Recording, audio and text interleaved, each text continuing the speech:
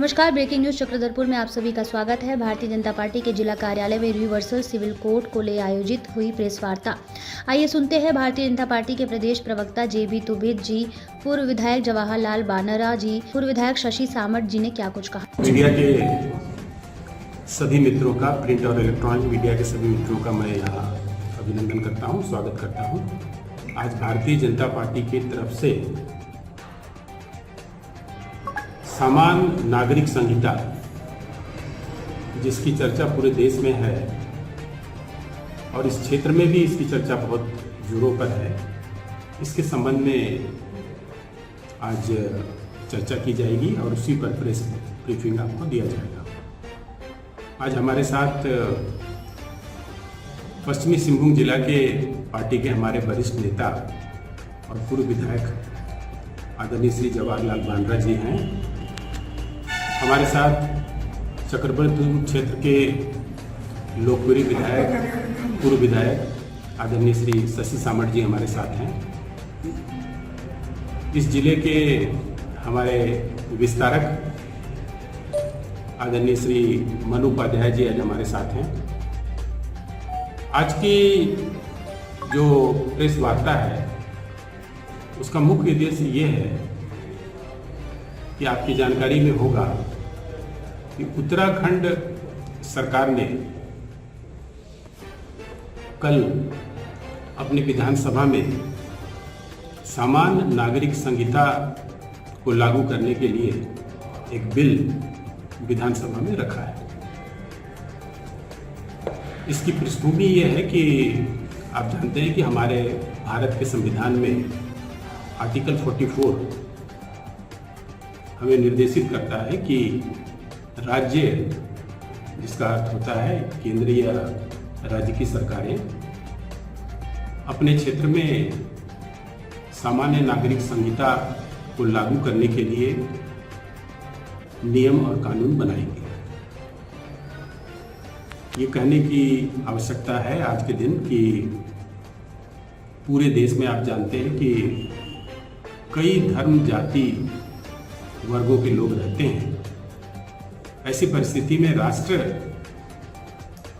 एक रूपता के साथ नजर आए और नागरिक विषयों पर हम सब एकमत हों, इसके लिए संविधान के निर्माताओं ने अपेक्षा की थी कि राज्य इस संबंध में कानून बनाएंगे। और इसी पृष्ठभूमि में उत्तराखंड राज्य ने सुप्रीम कोर्ट की सेवानिवृत्त न्यायाधीश जस्टिस रंजना देसाई के नेतृत्व में, अध्यक्षता में एक समिति गठित की और उस समिति ने अपना प्रतिवेदन समर्पित किया और उस प्रतिवेदन के आधार पर ही उत्तराखंड राज्य में आज सामान्य नागरिक संहिता के लागू करने के लिए विधानसभा में बिल प्रस्तुत किया गया है। आप जानते हैं कि कोल्हान एक जनजातीय बाहुल क्षेत्र है और इस क्षेत्र में कई एक राष्ट्र विरोधी ताकतें और ऐसी ताकतें जो एक अशांत वातावरण पैदा करना चाहते हैं, समय समय पर इस विषय को लेकर नागरिकों के बीच भ्रम का वातावरण पैदा करते रहे हैं।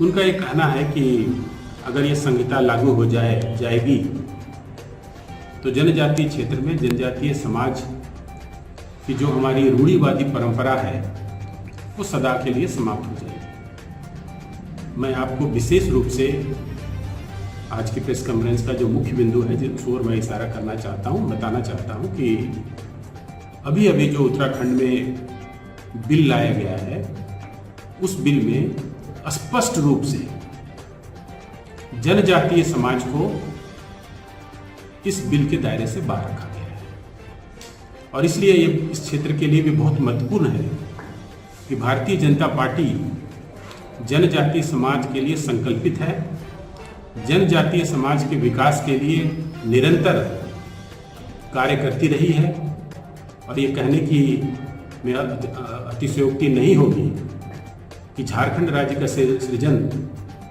स्वर्गीय अटल बिहारी वाजपेयी जी के प्रधानमंत्रित्व काल में इस राज्य का गठन किया गया। आदरणीय स्वर्गीय अटल बिहारी वाजपेयी जी ने भारत सरकार के स्तर पर जनजातीय मंत्रालय का गठन किया।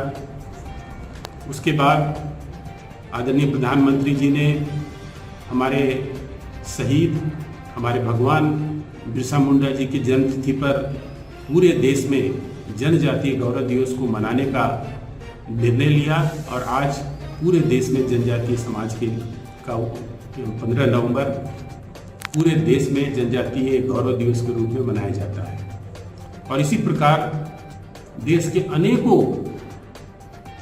जो जनजातीय समाज के शहीद हैं उनके सम्मान के लिए समय समय पर पूरे देश में कार्यक्रम आयोजित होते रहे। अभी अभी आपको मैं स्मरण दिलाना चाहता हूं कि पिछले 15 नवंबर को जब आदरणीय प्रधानमंत्री जी खूंटी जिले के उलीहातू गांव गए थे तो उन्होंने पूरे देश के लिए 2 महत्वपूर्ण कार्यक्रम लॉन्च किए।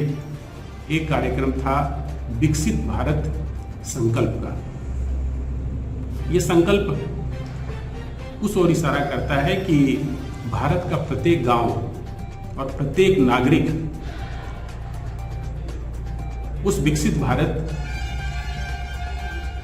का जो लाभ है उसको हर व्यक्ति के दरवाजे पर पहुंचे, हर लोगों के घरों पर पहुंचे और इसके लिए ये योजना उस दिन उसकी शुरुआत की गई। दूसरा जो महत्वपूर्ण योजना है वो है जनमन योजना। यह योजना जो हमारे जनजातीय समाज में भी ऐसे कई एक जनजाति हैं जो पहाड़ों में, दूर दराज के कंदराओं में, वनों के में रहते हैं। संविधान का सेक्शन 44 सबके लिए समान अधिकार की बात करता है। देश में कुछ विशेष समुदाय के लोगों को उनको समानता का जो अधिकार है उससे ज़्यादा मिला था, तो उससे उनको भी बहुत क्या कहेंगे घाटा हो रहा था। उनकी महिलाओं के साथ बहुत अन्याय हो रहा था, क्योंकि भारतीय जनता पार्टी ने बहुत पहले से धारा 370 के साथ समान नागरिक संहिता को भी खत्म करने की बात किया था।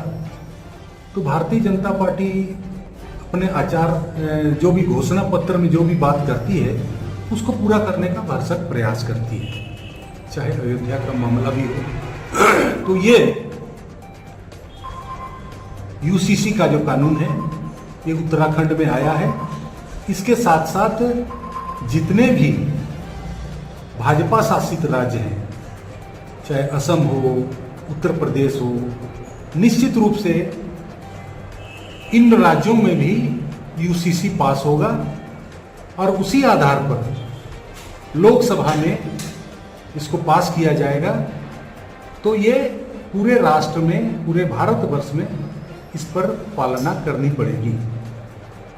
इससे विशेष रूप से जब भी यूसीसी की बात हुई थी, समाचार पत्रों में जो पंचमक्कार हैं, जिनको हम लोग कांग्रेस, कम्युनिस्ट, मिशनरी, मोमिन्स और राष्ट्र विरोधी तत्व, ये आदिवासी समाज को भड़काने का लगातार प्रयास कर रहे थे। समाचार पत्रों में उनका भी रिएक्शन आ रहा था कि भारतीय जनता पार्टी आदिवासियों का विरोधी है।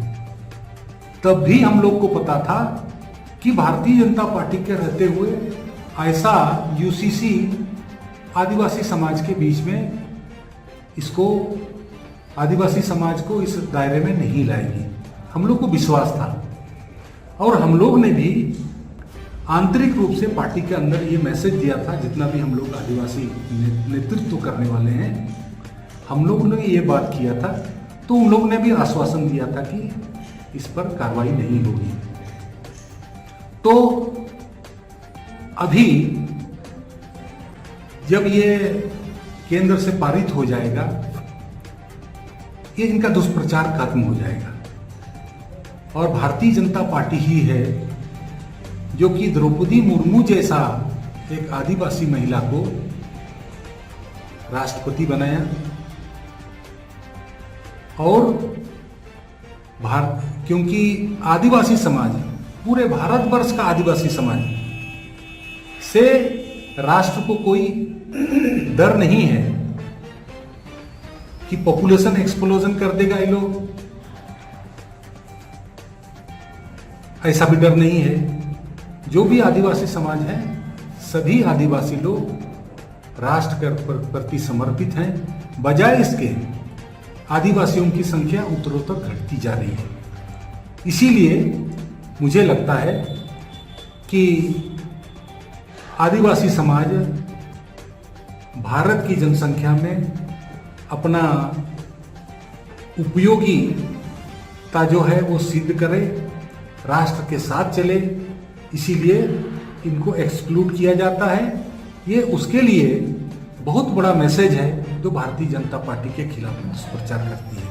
इसीलिए मैं भारतीय जनता पार्टी के केंद्रीय नेतृत्व को और भी जो अभी आने वाले राज्यों में जो पास होगा उनके लिए मैं उनको बहुत बहुत धन्यवाद दूंगा और आदिवासी समाज को भी अपने से भारतीय जनता पार्टी को अलग नहीं समझे, इतना मुझे विश्वास है। धन्यवाद। यूसीसी जो कानून अभी लाया गया है या अभी उत्तराखंड में जो वहाँ का